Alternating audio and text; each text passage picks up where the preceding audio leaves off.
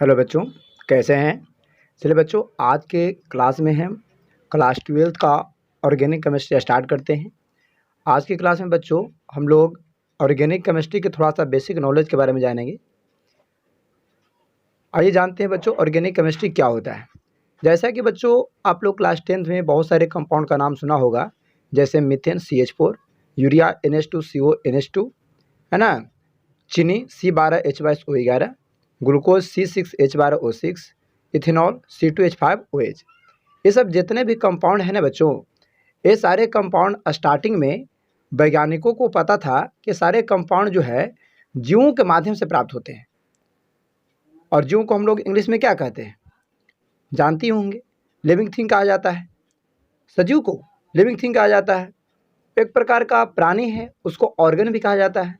तो ये सारे कंपाउंड जो है स्टार्टिंग में जितने भी आपका कंपाउंड थे वो सब किसी न किसी तरह से वो जीवों के माध्यम से प्राप्त हो रहे थे, और जीवों को इंग्लिश में ऑर्गन कहा जाता था। यह के कारण इन सारे कंपाउंडों को बच्चों ऑर्गेनिक कंपाउंड कहा जाता है। और ये सब के बारे में जो हम लोग स्टडी करते हैं उसे हम लोग ऑर्गेनिक केमिस्ट्री कहते हैं। और ऐसा ही एक विचार था जिसका नाम आप लोग शायद सुने होंगे, जीवन शक्ति का सिद्धांत। एक वैज्ञानिक का नाम आया है जे बर्जीलियस। उनका सिद्धांत दिया गया था कि सजीव स्रोतों से प्राप्त यौगिकों के बारे में अध्ययन करना ही क्या कहलाता है, कार्बनिक रसायन कहलाता है। और उससे जो यौगिक बनता है उसको हम लोग ऑर्गेनिक कंपाउंड कहते हैं। सिर्फ सजीव स्रोतों में ही एक ऐसा गुण पाया जाता है जो ऑर्गेनिक कंपाउंड का निर्माण कर सकता है, किसी और स्रोतों में ऐसा गुण नहीं पाया जाता है, जिसके कारण इस सिद्धांतों को हम लोग कहते हैं जीवन शक्ति का सिद्धांत।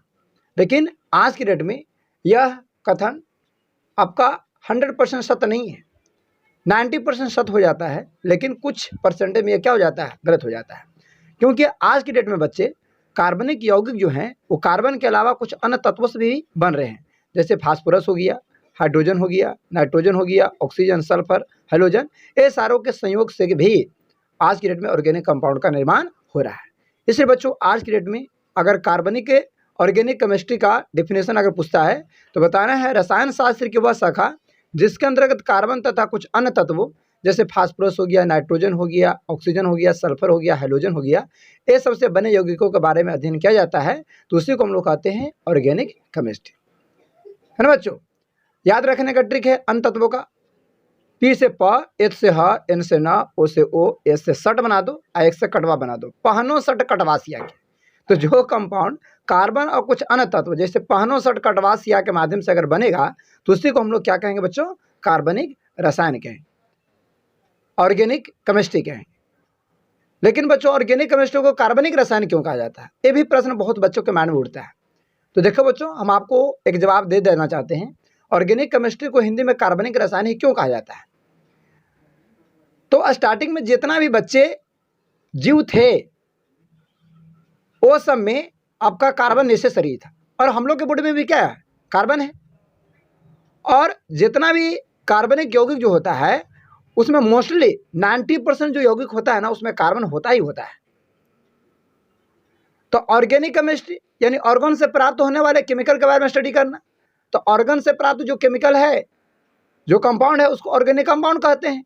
और ऑर्गेनिक कंपाउंड में कार्बन का होना नेसेसरी होता है ना। मोस्टली में 90% ऑर्गेनिक कंपाउंड ऐसा है जिसमें आपको कार्बन पाया ही जाता है। यही के कारण बच्चों ऑर्गेनिक केमिस्ट्री का नाम दिया गया कार्बनिक रसायन। इसके पीछे यही तर्क है और इसके पीछे कोई अदर तर्क नहीं है। अब आओ बच्चों थोड़ा सा जान लेते हैं फादर ऑफ ऑर्गेनिक केमिस्ट्री किनको कहते हैं और क्यों कहते हैं। तो बच्चों फादर ऑफ ऑर्गेनिक केमिस्ट्री कहा गया है वोहलर नामक साइंटिस्ट को, क्योंकि लेबोजियर ने बर्जीलियस ने सबसे पहले कह दिया था कि सिर्फ और सिर्फ सजीव स्रोतों से ही कार्बनिक यौगिक का निर्माण हो सकता है। लेकिन वोहलर ही वो साइंटिस्ट है जिन्होंने बर्जीलियस के सिद्धांतों को सबसे पहले गलत साबित किया था। जानते हैं कैसे गलत साबित किया था। अमोनियम साइनाइड को उन्होंने प्रयोगशाला में ले जाकर के किसी टेस्ट ट्यूब में गर्म किया तो उसके माध्यम से एक गैस प्रोड्यूस हुआ था। वो ये गैस किसका था, यूरिया का था, और यूरियन का फॉर्मेशन हुआ था, जिसके कारण और यूरिया जो होता है वो स्टार्टिंग में जो है से बर्जीलियस नामक वैज्ञानिक के अनुसार पेशाब के माध्यम से प्राप्त होता था। लेकिन अमोनियम साइनाइड क्या था, एक निर्जीव स्रोत था। एक के कारण हम लोग फ्रेडरिक वोहलर जो कथन दिए कि नहीं, निर्जीव स्रोतों से भी ऑर्गेनिक कंपाउंड का फॉर्मेशन हो सकता है, इसलिए फ्रेडरिक वोहलर को बाबू हम लोग ऑर्गेनिक केमिस्ट्री का फादर कहते हैं। तो चलिए बच्चों, इस वीडियो में हम इतना ही रखते हैं सेवा समाप्त। अगर आपको यह जानकारी अच्छी लगी हो तो प्लीज़ इस वीडियो को लाइक, सब्सक्राइब और शेयर जरूर करें। जय हिंद, जय भारत।